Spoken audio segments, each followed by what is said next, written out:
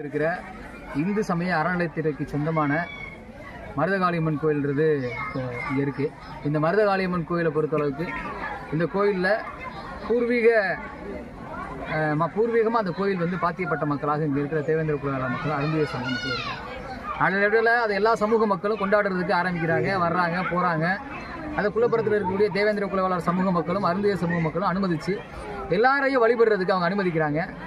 அவங்க வழிபடுறதுக்கு வந்த மக்கள் சில நாட்களில் கோயிலில் வந்து அதிகப்படியாக பக்தர்கள் பெருகின எண்ணிக்கையை ஒட்டி அதில் வர வருமானங்களை திருடுறதுக்காக சத்யா பிள்ளைன்னு சொல்கிற ஒருத்தரோட தலைமையில் ஒரு கும்பல் உருவாகி இந்த கோயிலை கைப்பற்றி வச்சுக்கிட்டு 1992 இந்து சமய அறநிலையத்துறையில் ஒப்படைக்கப்பட்ட இந்த கோயிலை இப்போ வரைக்கும் இந்த கோயிலில் பல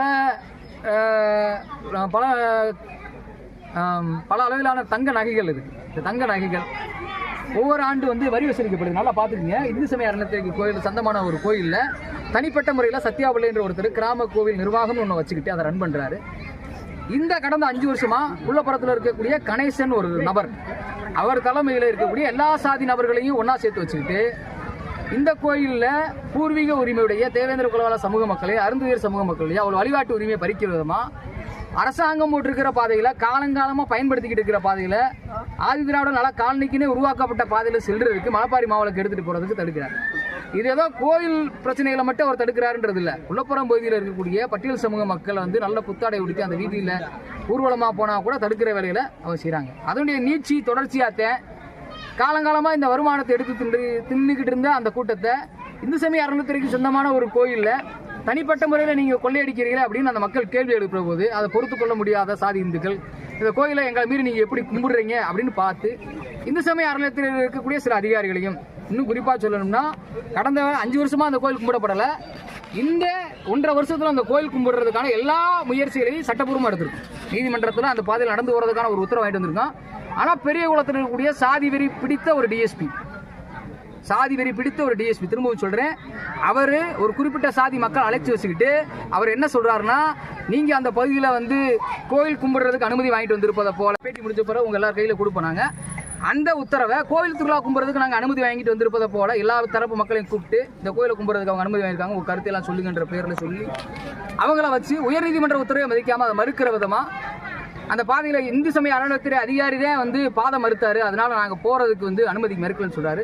இந்து சமய அறநிலையத்துறை நேற்று நாங்கள் அவரோட பேசும்போது அவர் என்ன சொல்கிறோம், பாதை சம்பந்தமாக நான் எந்தவித கருத்தும் தெரிவிக்கல, ஆதி வழக்கப்படி கோயில் நடத்துறதுக்கு நான் தயாராக இருக்கிறேன், போலீஸ் ஒத்துழைப்பு கொடுக்கணும்னு கேட்டான், ஆனால் போலீஸ் ஒத்துழைப்பு கொடுக்கறதுனால என்னால் கோயில் திருவிழா நடத்த முடியல அப்படின்னு சொல்லிட்டாங்க. நாங்கள் இந்த ஆண்டு கோயில் திருவிழா நடத்துகிற முடிவுகளிலிருந்து பின்வாங்கிட்டோம். அரசுக்கு கட்டுப்பட்டு, சட்டத்துக்கு கட்டுப்பட்டு, நீதிக்கு கட்டுப்பட்டு நாங்கள் வந்து கோயில் திருவிழா நடத்துறது பின்வாங்கி குறைந்தபட்சமாக இந்த கோயிலில் வழிபாடு நடத்துகிற எங்களுடைய உரிமையை காலங்காலமாக நாங்கள் வழிபாடு செஞ்சுக்கிட்டு இருந்த அந்த உரிமையை உரிமைக்காக கோயிலை திறக்கணும்னு நேற்று கேட்டோம். இந்து சமயத்துறை இணை ஆணையரும் அந்த செயல் அலுவலரும் சேர்ந்து கோயிலை நாளைக்கு திறக்கிறத எங்களுக்கு உத்தரவாதம் கொடுத்தாங்க. ஆனால் சத்யாபுல்லா தலைமையில் இருக்கிற அந்த கும்பல் சாவியை திருடி ஓடி எங்கிட்ட தலைமறைவாக இருக்கிறதா சொல்லி அவங்க தலைமையில் ஒரு கும்பல் வந்து அவர்கள் வழிபடக்கூடாது இந்த கோயிலில், அவங்க வழிபட்டால் நாங்கள் வந்து சாவியை வந்து எடுத்து வச்சுக்கிறோம்னு சாவியை எடுத்து வச்சுக்கிட்டது மட்டும் இல்லாமல் எங்களை கோயிலில் வழிபாடு நடத்தினா நாங்கள் சட்ட ஒழுங்கு பிரச்சனை ஏற்படுத்துவோம்னு சொல்லி பட்டியல் சமூக மக்களுடைய வழிபாட்டு உரிமையை கணேசன் தலைமையிலான ஒரு கும்பல் தடுத்து குள்ளப்புறத்தில் இருக்கிற பேருந்து நிலையம் முன்னாடி போராட்டத்தில் ஈடுபட்டிருக்கு. நாங்கள் இங்கே தெரிவிச்சுக்கிறது என்னென்னா, எங்களுடைய வழிபாட்டு உரிமையை 5 வருஷமாக நாங்கள் கலந்துட்டோம், இனிமேல் நாங்கள் இழக்குவதற்கு தயாராகல. இந்த கோயிலில் வழிபாடு நடத்துறதுக்கான வேலையை இந்து சமய அறநிலையத்துறை அதிகாரிகள் அவருடைய கோயில் என்று சொல்லக்கூடிய இந்த கோயிலில் தனிப்பட்ட ஒரு நபர் சாவியை பூட்டி ஓடிவிட்டார் என்று சொல்வது பொதுமக்களை ஏமாற்றக்கூடிய நடவடிக்கை.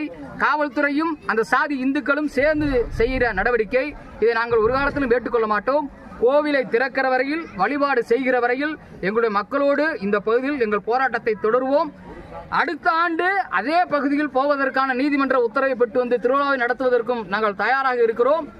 அரசு நிர்வாகம் தனிப்பட்ட சிலருடைய நபருக்காக, தனிப்பட்ட சில சாதி வெறிபிடித்த நபருடைய சுயநலனுக்காக பட்டியல் சமூக மக்களுடைய உரிமைகளை பறிக்கக்கூடாது.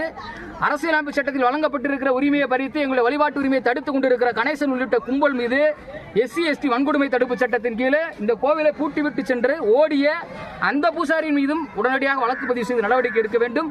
அதுவரையில் நாங்கள் இந்த போராட்டத்தை கைவிடுவதாக இல்லை, எங்கள் போராட்டத்தை தொடர்வதாக இருக்கிறோம்.